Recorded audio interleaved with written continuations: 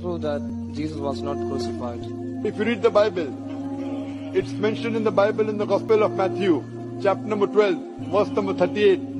When people come to Jesus Christ, peace be upon him, and tell him that, "Oh Master, show us some signs." So Jesus Christ, peace be upon him, replies, "Ye evil and adulterous generation, seeketh ye after a sign? No sign shall be shown to you except the sign of Jonah. For as Jonah was 3 days and 3 nights in the belly of the fish, so shall the Son of Man be 3 days and 3 nights in the heart of the earth." If Jonah was alive, for Jesus Christ to fulfill the prophecy, peace be upon him, he should be dead or alive.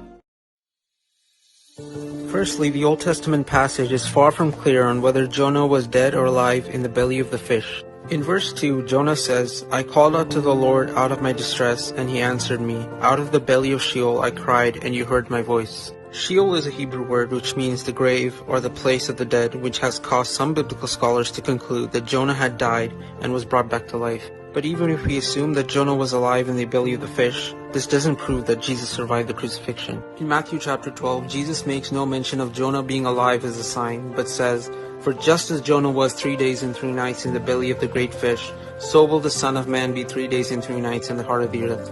So the sign of Jonah is that Jesus would be in the grave for the same amount of time as Jonah was in the belly of the fish. Furthermore, Jesus himself explains whether he would be dead or alive in the same book, as well as the other 3 Gospels, leaving no room for speculation.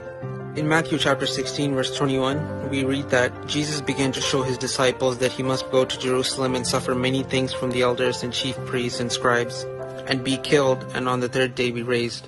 Therefore, the assertion that Jesus was denying his own crucifixion and resurrection is simply reading the Islamic narrative into the biblical text, rather than allowing the text to speak for itself.